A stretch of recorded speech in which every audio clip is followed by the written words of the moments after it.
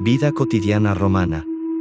Las personas no reconocidas que vivieron una vida relativamente tranquila y que con frecuencia son ignorados por la historia. Roma era una ciudad cosmopolita y como cualquier otra sociedad, el ciudadano romano promedio se levantaba cada mañana, trabajaba, se relajaba y comía, y aunque su vida diaria con frecuencia era agitada, él o ella siempre sobrevivía.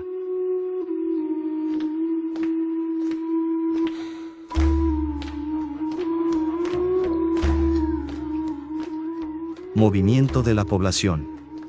Fuera de las ciudades, en los pueblos, en las granjas pequeñas, la gente vivía una vida mucho más simple, dependiendo casi con exclusividad de su propia labor.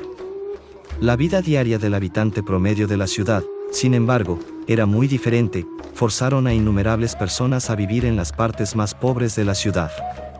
Los trabajos que buscaban a menudo no existían, lo que se tradujo en una epidemia de desamparados y habitantes sin hogar. El trabajo disponible para estos nuevos inmigrantes era difícil de obtener.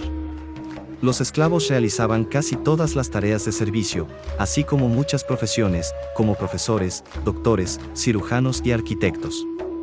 La mayoría de los hombres y mujeres libres trabajaban en diversos oficios, por ejemplo, como panaderos, pescadores o carpinteros.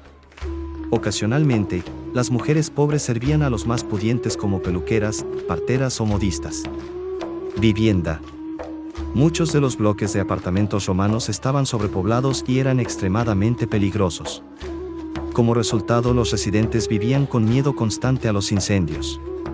Como en cualquier otro lugar, sea en una granja o en la ciudad, la vida diaria aún se centra en el hogar y cuando la gente llega a la ciudad su primera preocupación es poder encontrar un lugar para vivir. El espacio era una prioridad en una ciudad amurallada como Roma y desde el comienzo, poca atención se prestó a las necesidades de vivienda de las personas que migraban a la ciudad, por lo que los complejos habitacionales proporcionaron la mejor respuesta a este problema.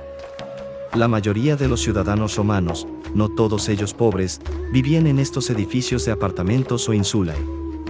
En un momento tan temprano como el año 150 a.C., existían más de 46.000 insulae a lo largo de toda la ciudad.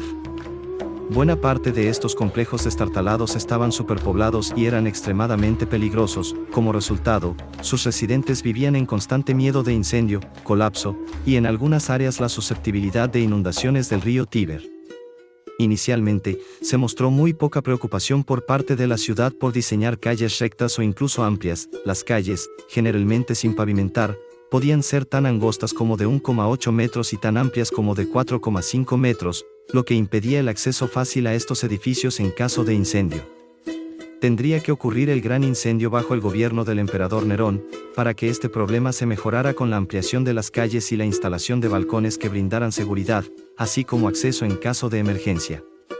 Estos apartamentos usualmente eran de 5 o 7 pisos de altura, más de 21 metros, sin embargo, y debido a que muchas de estas propiedades se consideraban muy inseguras, durante los gobiernos de los emperadores Augusto y Trajano, se aprobaron leyes que limitaban su altura. Por desgracia, raras veces estas leyes se cumplían. La pobreza de la ciudad era más que evidente a través de la falta de educación o la forma de vestirse, por lo que la vida en estos edificios que reflejaba esta disparidad. El piso en el que cada cual podía vivir dependía de sus ingresos económicos. Los apartamentos bajos, la primera planta o la planta baja de un insulae, eran mucho más cómodos que los de los pisos superiores. Eran espaciosos, tenían habitaciones separadas para comer y dormir, ventanas y, a diferencia de otros pisos, la renta normalmente se pagaba por año.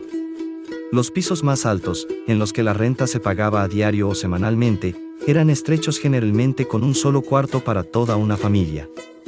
Una familia vivía con miedo constante de ser desalojada. No tenían acceso a la luz natural, eran calientes en el verano y fríos en el invierno con poca o nada de agua, incluyendo sanitarios o letrinas.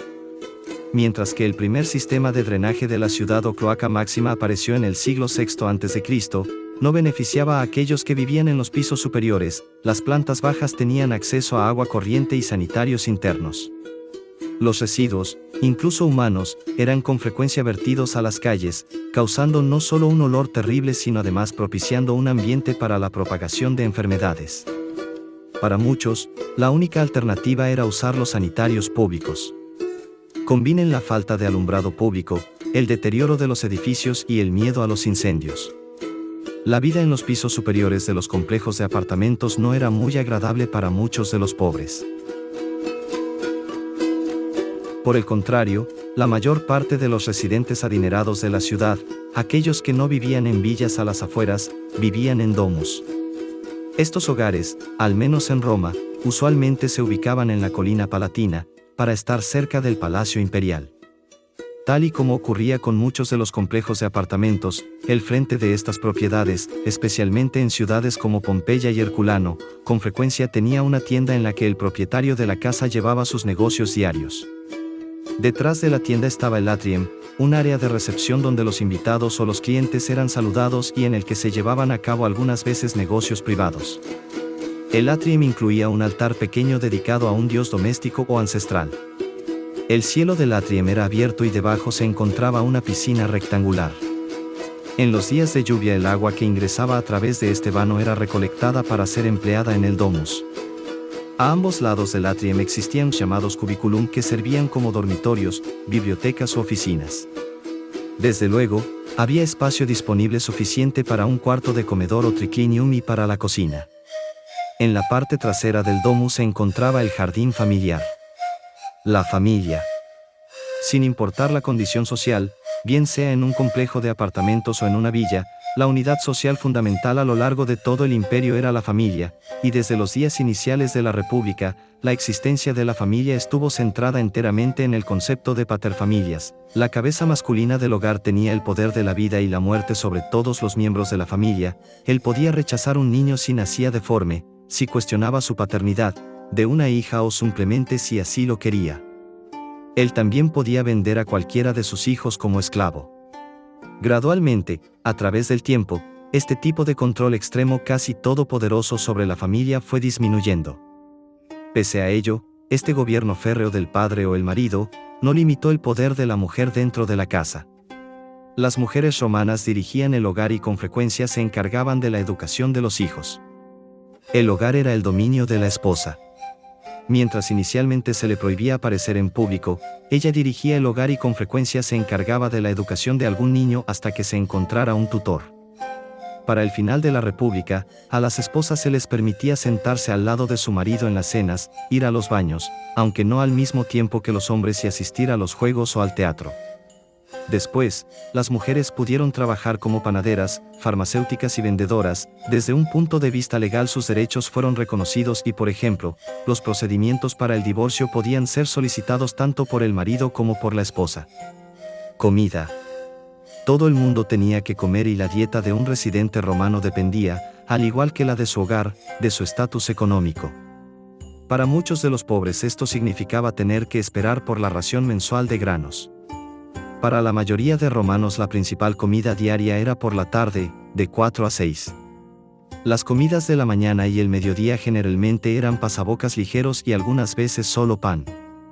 En tanto no había refrigeración, las compras se realizaban a diario en las muchas tiendas pequeñas y negocios de carros callejeros o en el foro de la ciudad. Muchas de las comidas que hoy día consideramos italianas no existían en la Roma temprana. No había ninguna naranja, toronjas, albaricoques o duraznos. Mientras los ricos disfrutaban de especies importadas en sus comidas, reclinados sobre almohadas y servidas por esclavos, la mayoría de los extremadamente pobres o los desamparados, comían cereales rancios o en grudo. Para otros la dieta diaria consistía en cereales, pan, vegetales y aceite de oliva.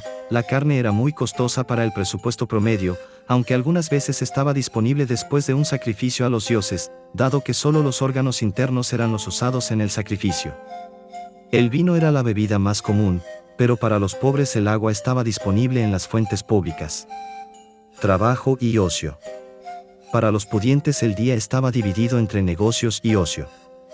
Por supuesto, los negocios solamente se realizaban en la mañana. La mayoría de los romanos trabajan 6 horas al día, comenzando al alba y terminando al mediodía, aunque ocasionalmente algunas tiendas podían volver a abrir al comienzo de la tarde. El foro de la ciudad quedaba vacío porque la tarde se dedicaba al ocio, asistir a los juegos, competencias de gladiadores, carreras de carrozas, luchas, el teatro o los baños, los cuales eran también disfrutados por los pobres. Incluso durante periodos de crisis, los ciudadanos de Roma se mantenían felices con pan y con juegos.